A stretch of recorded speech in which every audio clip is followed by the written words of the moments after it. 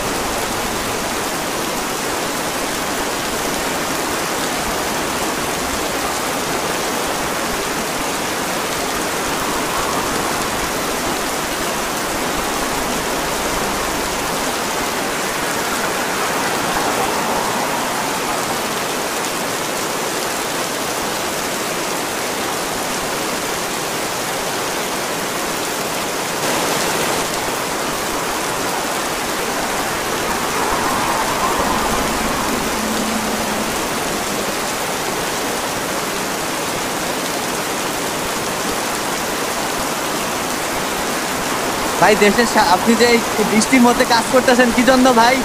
ভাই এই যে গাড়িগুলো আটকে আছে জনগণের স্বার্থে, হ্যাঁ।